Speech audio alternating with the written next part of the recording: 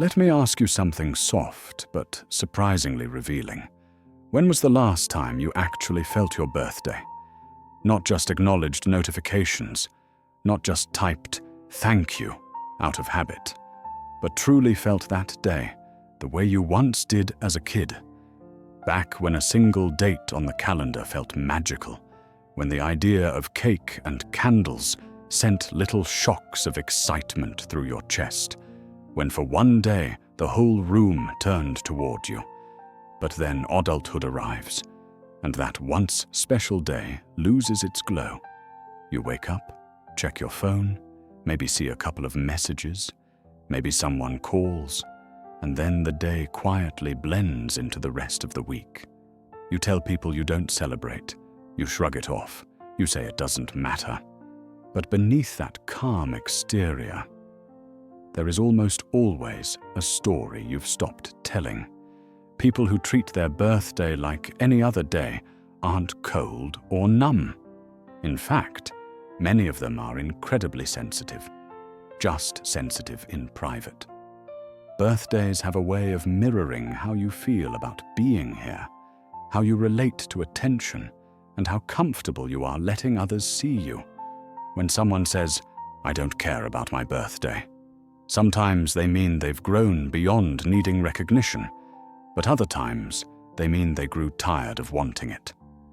There's a quiet line between genuine maturity and emotional retreat, and birthdays often reveal where a person stands. Some people truly do outgrow the need for celebration, not because life is dull, but because they've learned to find joy in ordinary moments. A routine morning, a peaceful evening, small things that don't require fanfare. For them, life itself is enough. But for others, birthdays carry a heavier emotional weight. They may stir anxiety, not because of aging, but because of memories. Maybe earlier birthdays were disappointing. Maybe they once expected love that didn't arrive. Maybe they cared too deeply and were let down. So instead of hoping, they flattened the day. Not celebrating becomes a shield, a way to avoid another emotional bruise. The mind adapts to repeated letdowns by lowering expectations. This is a kind of emotional safety mechanism. You teach yourself not to anticipate too much, so you won't hurt as much. While it sounds sad, it's often rooted in self-preservation. The brain learns that stability is safer than excitement when excitement has led to pain. But with time, that same instinct can soften your ability to feel joy. The heart that once shielded itself becomes overly cautious. You start drifting through your own birthday as if you're a visitor instead of the main character. Polite, present, but slightly detached. Think of how many people say with a smile, "I don't make a big deal of my birthday," only to privately scan their messages later, noticing who didn't reach out. We all do this, even those who insist they're above it. Pretending not to care is still a form of caring, just hidden beneath a layer of composure. Psychologists refer to this as avoidant validation, convincing yourself you don't need recognition to soften the fear of not receiving it.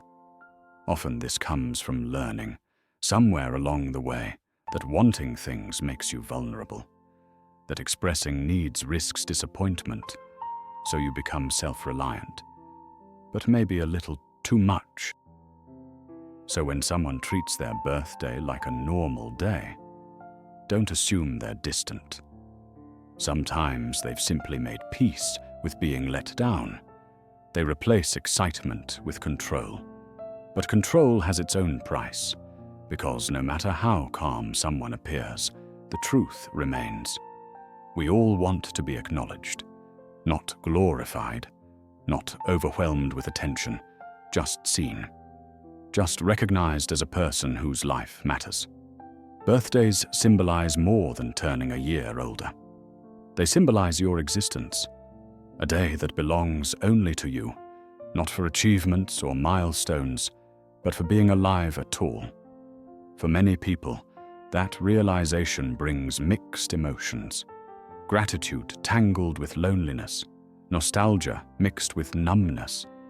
Because birthdays remind us of time, how far we've come, how far we haven't, how quickly things change, how slowly some things heal. For some, treating the day normally is a way to stay grounded. If I don't celebrate it, they think, it won't feel like something has slipped past me. In childhood, birthdays meant belonging. They meant community. But adulthood introduces a strange tension, the desire to be noticed versus the fear of appearing needy. This contradiction quietly shapes how people treat their own birthday, especially those who spent their lives being the reliable one, the strong one, the giver. They learned that their happiness could wait. They learned to minimize their needs. They became the person who remembers everyone else's birthday, but forgets their own. Eventually, being celebrated feels unfamiliar, even uncomfortable. That discomfort isn't humility, it's emotional exhaustion. Many of these people still long to feel acknowledged, just not loudly. They don't need attention. They want understanding. They want someone to see the person they've been becoming, not just the date on the calendar. The more emotionally independent someone becomes, the harder it can feel to let others show them love. Birthdays of adulthood often become neutral days, stripped of vulnerability, replaced with practicality. It's fine, they say. Let's just get through it. But beneath that steady tone is a jumble of quiet emotions: longing, nostalgia, gratitude, sadness, and maybe a wish that life still held the effortless magic it once did. There's a reflective quality that emerges with age. Psychologists call it temporal self-awareness, comparing who you are now with who you hoped to be. Sometimes that comparison feels heavy. That's why some adults avoid making their birthday a milestone. The reflection it forces can feel too sharp. It's not indifference. It's introspection. It's the inner voice asking for space to process life without outside commentary. If your birthday ever felt strange, like you should feel excitement but don't, it doesn't make you ungrateful. It makes you aware. Aware that time is passing. Aware that celebration carries a different weight now. Aware that what once felt magical now feels personal. Childhood birthdays were about the world acknowledging you. Adult birthdays are about whether you acknowledge yourself. A birthday becomes less about presents and more about how much of yourself has shown up in your own life. And that explains why many adults quietly detach from celebration. They're not rejecting joy, they're redefining it. They stop chasing external proof of their worth and begin searching for peace within themselves. But even in that self-sufficiency, a small part of them still hopes someone remembers. That's the paradox of emotional growth. You can be strong and still crave connection. You can be grounded and still miss the electricity of being seen. Treating your birthday like a normal day doesn't mean you're detached. It means you've learned that joy isn't something you schedule. It's something you carry in small, steady ways. For some people, a birthday becomes a quiet ritual rather than a party. A walk alone, a favorite meal, a day to think. It's not the loud joy of balloons, but the soft joy of solitude. Quiet doesn't mean empty. Stillness can be meaningful. When your actions align with your values, even simple days feel fulfilling. Yet beneath that calm, there's often an undercurrent, a wish that someone else would take the lead, a desire to feel remembered without having to ask. Humans naturally long for acknowledgement that feels effortless, not earned. Even the most independent hearts want to be seen in the language they understand, not with noise, but with sincerity. This comes up strongly in people with earned secure attachment, those who learned to rely on themselves after years of inconsistent support. They become strong, but inside that strength is a quiet longing to be recognized without requesting it. So a birthday becomes a subtle test. Who remembers? Who reaches out? Who notices when I'm silent? No matter how evolved or self-aware we are, we never outgrow the need for connection. We only hide it better. Birthdays also stir up our relationship with time. Some years feel like progress, others feel like pressure. If the past year was difficult, the day can feel like confronting unfinished questions. That's why many prefer not to shine a spotlight on it. It's not denial, it's pacing. But even when the day passes quietly, it still marks something internal. It prompts the mind to take inventory of growth, of losses, of the pieces of life that remain stable. Birthdays, stripped of celebration, become internal checkpoints. They ask whether you're living in a way that feels real, whether you're growing into someone you can respect. Not celebrating doesn't mean avoiding this. Often it means facing it privately. Invisible growth is still growth. It's found in how you react differently than you used to, in how you forgive faster, in how you find meaning in things you once ignored. Maybe that's the real celebration, learning to find extraordinariness in ordinary days. Even the most self-reliant people deserve to feel special sometimes. Not because they need approval, but because acknowledgement nourishes the parts of them that carry others.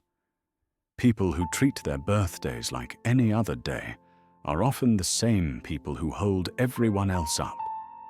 They forget that they, too, deserve light. The quietest people often need warmth the most. The independent ones often deserve recognition the most, not for what they do, but for who they are. Birthdays, even when simple, remind them that they exist beyond their responsibilities. If you've ever felt that soft ache on your birthday, not enough to disrupt the day, but enough to hum in the background, that's your heart asking for connection. Birthdays aren't about perfection or achievement. They're about acknowledging the endurance it takes to exist at all. Maybe the psychology of treating your birthday like a normal day isn't about indifference.